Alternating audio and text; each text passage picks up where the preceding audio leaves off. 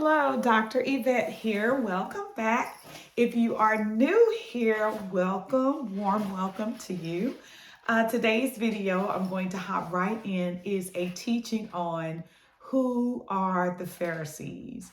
So probably over a month ago or a few weeks back, I did a teaching from St. Luke where Jesus confronts the hypocrisy of the Pharisees. Actually, it was Luke the 11th chapter, verse 37 through 44, where Jesus actually denounces the Pharisees and their hypocrisy. And so what I noticed is while I was doing that teaching, it became very interesting to my students because I made very clear who the Pharisees were. So I thought, let me bring a video to my YouTube channel and just really discuss who the Pharisees are. So let's start out with the actual term Pharisee. So in the Greek, the term is Phariseos, Pharisaios. It's the 5330. I'll put it here on the screen so you can actually see that term.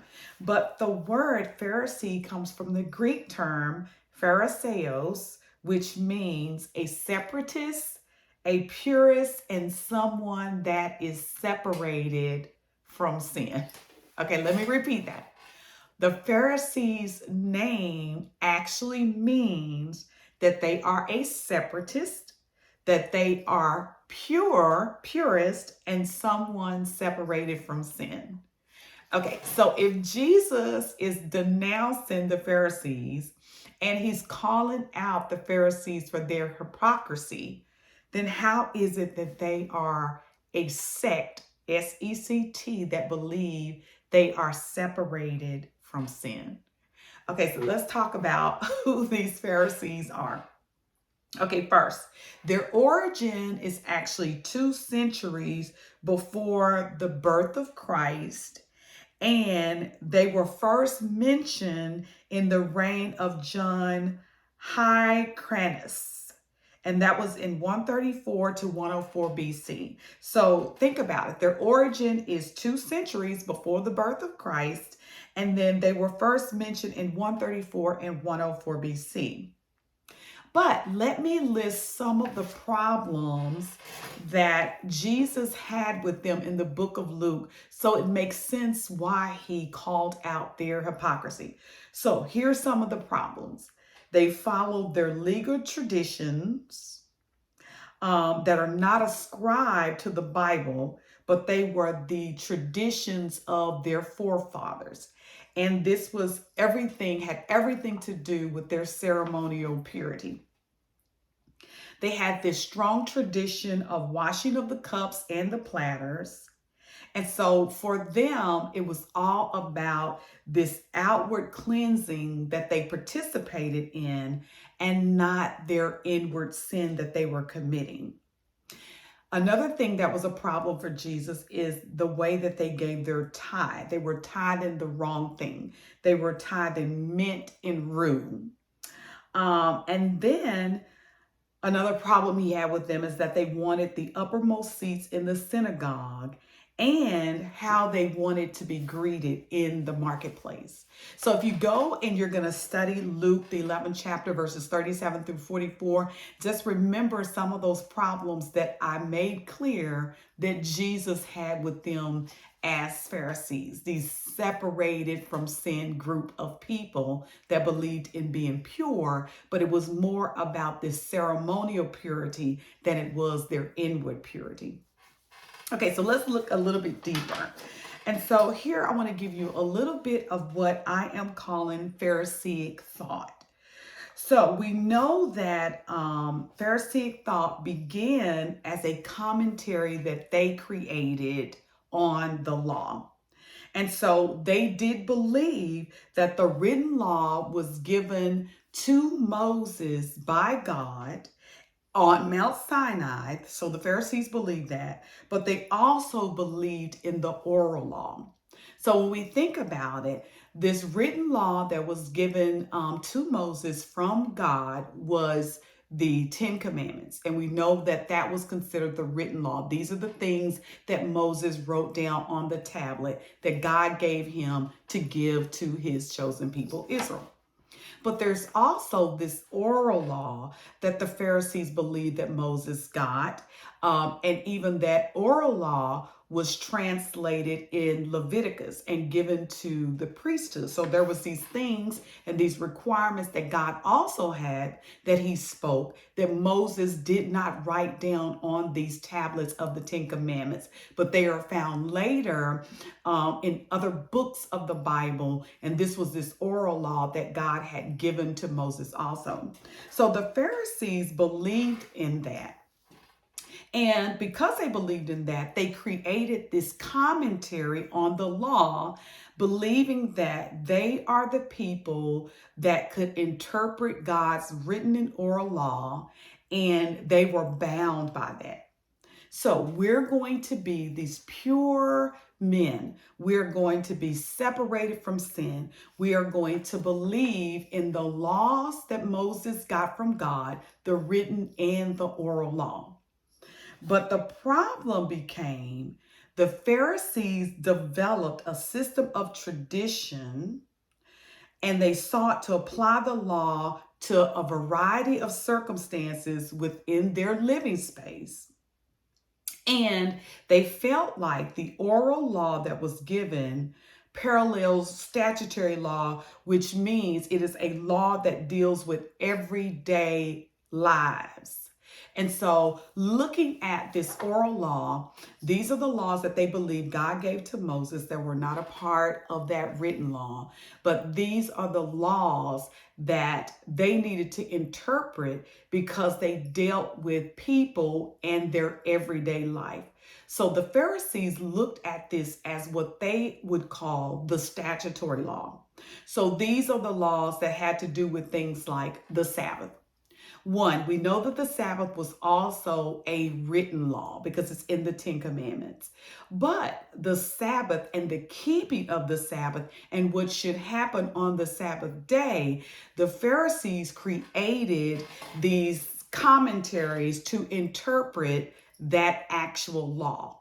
Remember the Sabbath and to keep it holy. So they created, what does that really mean? What are you allowed to do on the Sabbath day? How are you able to behave on the Sabbath day? Can you really wash your clothes? Can you really wash your body? So the Pharisees created this commentary on those laws. Another thing, so the book of Leviticus outlined these purity, what we're calling these purity rituals now, and the criteria for the priest serving in the temple. But the Pharisees took these things and created these things as law itself. So not only are you to keep the tradition of these purity and these rituals, but we're going to tell you how it is that you are to keep it. And then one thing that was problematic about these purity rituals is it consisted of water use. Okay, that's why you see in the book of Luke, the 11th chapter, where they are these washing of the cup and this washing that the Pharisees believed of the hands and how it needed to be done and all of these different things, that purity. So it consisted of the water, but it wasn't necessarily about the cleanliness of your hands or the hygiene of your hands. It was really a ritual that had to do with this pureness, this outward pureness that the Pharisees wanted to have, but they were struggling with an inward purity. So something very common about the Pharisees, they were typically men of some type of status and some type of wealth, because we learned from research that they were small landowners and traders. And so they gained a lot of their wealth and respect from being these small landowners and being traders.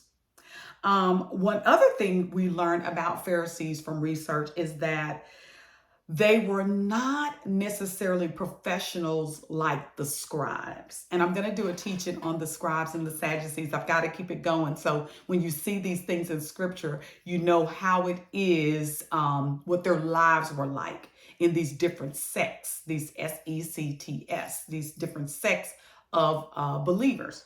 And so the Pharisees were not like the scribes. The scribes were trained professional attorneys. Now, there were some Pharisees that were also scribes, but they were not necessarily professional lawyers at interpreting the law like the scribes were. But they put themselves in a position to be equal with the scribes because they felt like we wrote the commentary on the law. So we are able to understand and to translate the law just like you scribes. So now they put themselves on equal level ground with the scribes who were trained professionals in interpreting and writing the law. So the Pharisees have given themselves a bump up in their everyday lives, in their profession, which was not like the scribes, although there would have been some scribes that were Pharisees. This is an interesting fact about the Pharisees, is that they were responsible for establishing the synagogue. And if my memory serves me correct, I believe it took 6 Jewish males to create a synagogue, which would be a place of prayer and a place of worship. But I believe that it took 6 Jewish males to establish a synagogue. But the origin of the synagogue actually came from the Pharisees. But the Pharisees believed that the synagogue was the central place for Jewish religious life. So anything that had to do with the Jewish religious life, the Pharisees was a part of that, and those things were being kept sacred and watched over by the use of the synagogue, what was their Jewish religious temple. So, interesting fact about the Pharisees.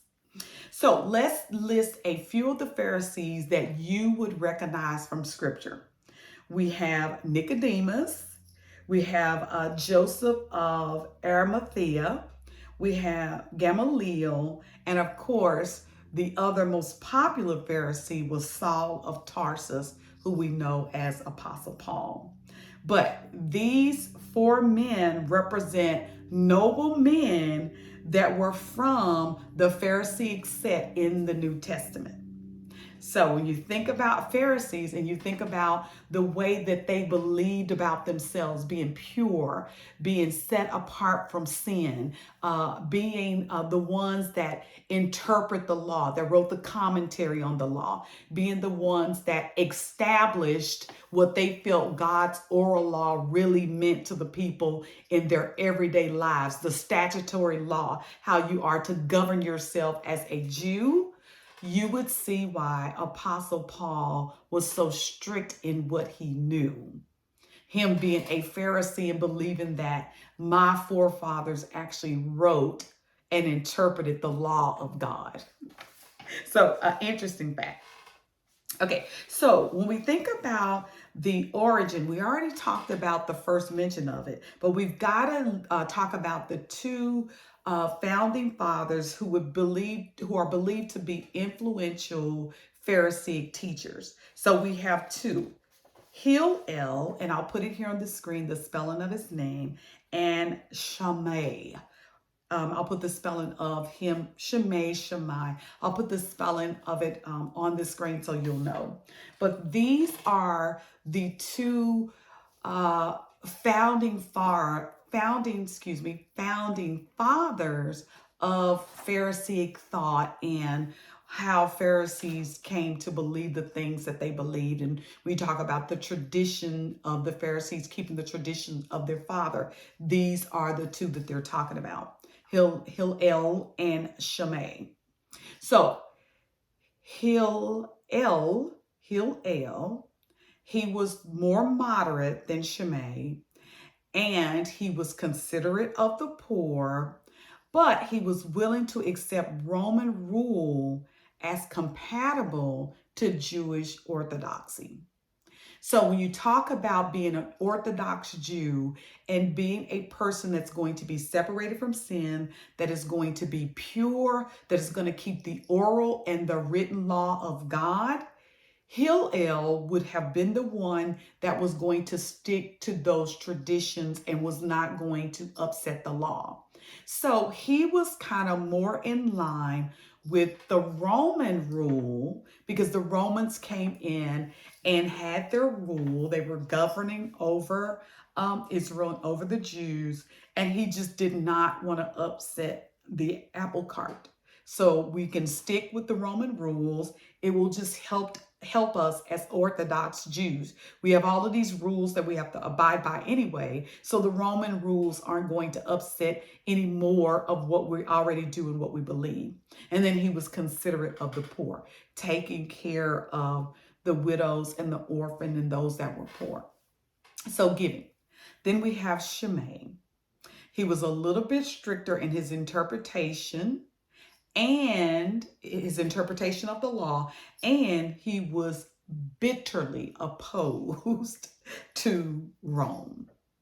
He didn't want to have any Roman rule, any Roman government whatsoever. So his viewpoint can also be found in the expression of the zealots. Okay, because the zealots, I'll do a video on the zealots too, but they were separatists too and had their own beliefs, but they were very strict in their interpretation too, and they did not want to bend to Roman rules, period. So the Shammai group is strict and they resisted the Romans and just did not want to have them involved in Jewish religious lifestyle. So the difference between the two is how we get the Talmud. And I'll put it here, Talmud, for you to see the spelling. But what it does, the Talmud preserves the record of the 316 controversies between these two schools of thought.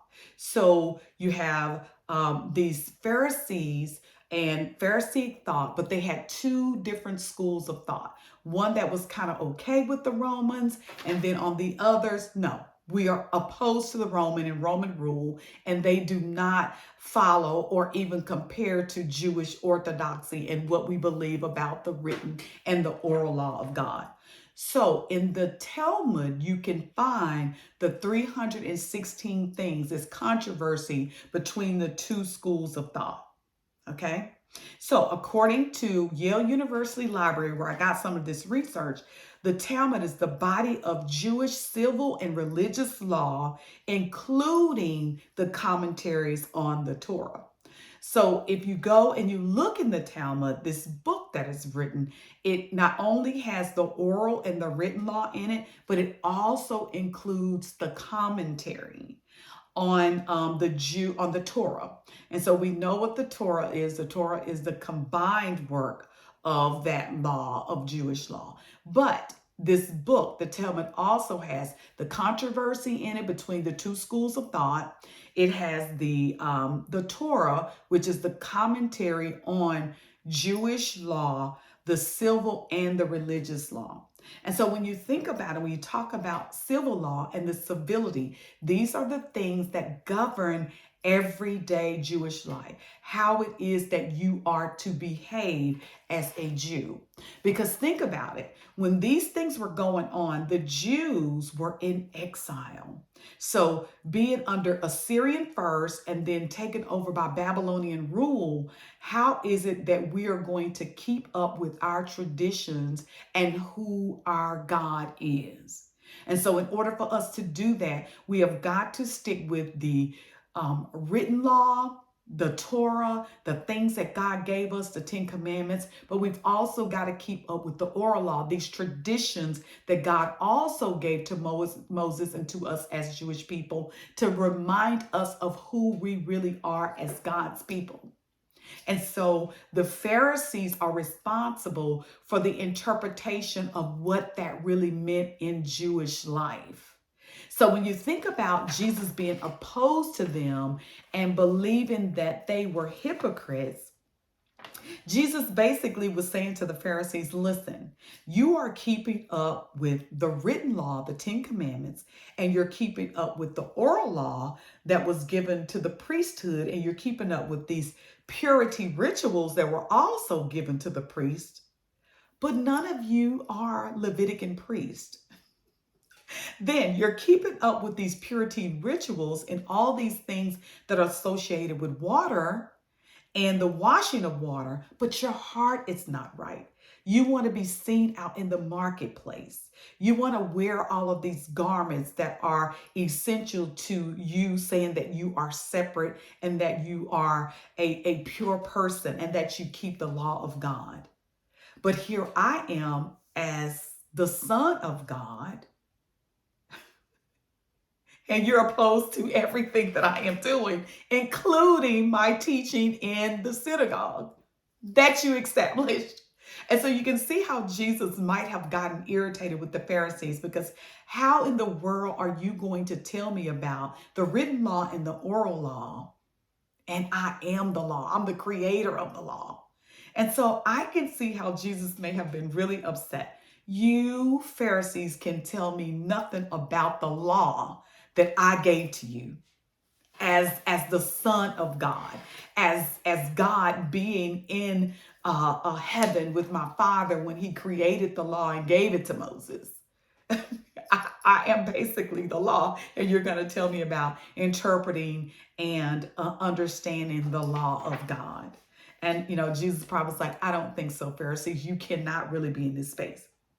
Okay, let's talk about the Mishnah. So we have the Talmud, which has the 316 controversy between the two schools, the Hillel and the Shammai. The controversy between those two schools and how one wanted to be Jewish Orthodox and still stick with the Romans, and the other was completely opposed to Roman rule and the Roman law. But it also includes the commentary on how it is that we are going to interpret these written and oral laws of God. Then we get to the Mishnah. So the Mishnah is the documented interpretation of the oral law, which is considered to be the statutory law. And the Pharisees liked this law because they felt like the oral law, which is the statutory law, dealt with the everyday life of ordinary men, unlike the written law, the Torah. And so they felt that they needed to put more emphasis on the statutory law, because the statutory law deals with everyday things, like if a crime is committed. How are we going to interpret that crime? If someone's not a keeper of the Sabbath, is it that we're going to interpret what it means to have the Sabbath day and to keep it holy? So these are the things that are written down in the Mishnah, the interpretation of the oral statutory law that God gave. Then, and of course, we know that the written law, the Torah, is considered to be the constitutional law. These things that are the order and the intent of God.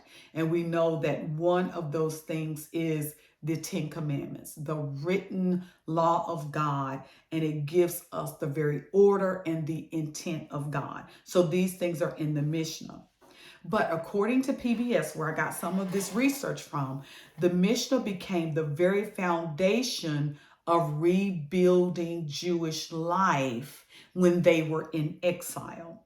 So it addresses any dilemma for the Jews to remain Jewish in a non-Jewish environment. And so when they were in exile, the Pharisees would have swore by the Mishnah, because they believed that the Mishnah is what helped them stay Jews. The Mishnah is what helped them keep their Jewish religious belief. Looking at these oral and written laws of God, helping us know the order and the real intent of God. So this is the purpose of the Mishnah. Now, it has 613 commandments that are found in the Torah. And they have categorized these 613 commandments that are found in the Torah, which is the written law. Okay, so the written law, we know that these are the things that God gave, the 10 commandments, and then the additional things that were written down by the Pharisees in this Mishnah. So, of course, it includes the 10 commandments, but the other 603 commandments that are in the Torah. And then they categorized it. So they gave it some primary sections. So if you go in and you're looking at the laws, they gave it 6 categories to break down these 613 commandments. Agriculture, the Zerim, I'll put it on the screen for you. Then we have the sacred time, the Moed. Then we had women and personal status, the Nashim. Then we had damages, the Nezikin. And then we had holy things, the Kodashim. And then we have purity law, the Tarahat, the Taharat. So when we talk about the commandments that are in the Torah, the 613, we only really are concerned with the 10. Keep the 10. But the Mishnah or the Pharisees would have been concerned with the 613 because they felt like this is what keep us Jewish in a non-Jewish world because we are in exile. And then they took these laws, which they believed were from God, and they put them in this Mishnah so that they could keep up with who they were as a people. And then they put them in primary sections, 6 sections to help them probably get to the law that they needed to correct people with pretty quickly. Now, what does this mean when it comes to Jesus and his involvement with the Pharisees? I believe that the Pharisees became problematic for Jesus is because they were trying to keep something that God was going to use Jesus to fulfill. God had given the world these laws through Moses, the 10 commandments, the laws that were given to the Levitican priesthood, that they were to be priests, to make the sacrifice to God and all of these things. But when Jesus hit the scene, he came to fulfill that.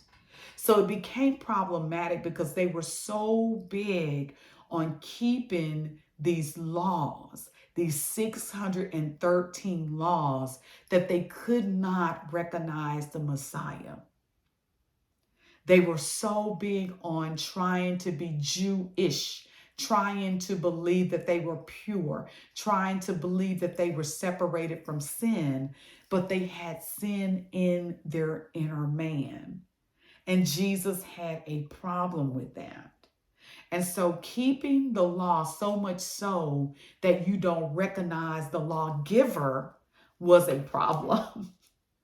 So when you get ready to go and study the book of Luke or the other gospels that mention the Pharisees, it's good to know who the Pharisees really were. They felt like they were superior.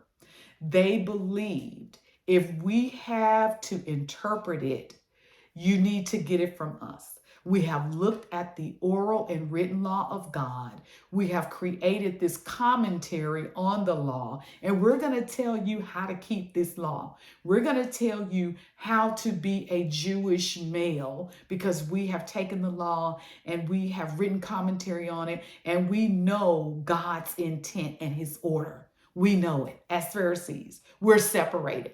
We're separated from sin. We are pure. We have these purity rituals that we do, the washing of the cups and the washing of our hands and all these different things.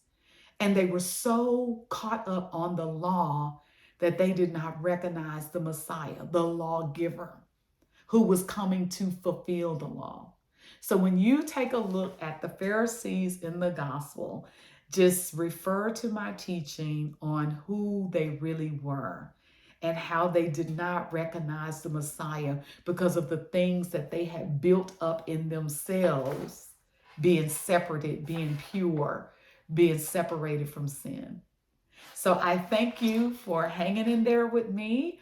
If you are not a follower yet, please hit that subscribe button. So anytime I come to bring a video to you, you will be notified. Hit the notification bell there on this side of the screen so that you're notified the next time I upload a video. And then if this has been beneficial to you, or if you have a friend that you know that is studying the scribes and the Pharisees and things like that, then share this video. But if nothing else like it, if it spoke to you, it gave you a better understanding of who the Pharisees are in the Bible. So until the next time, I am Dr. Yvette. Stay blessed.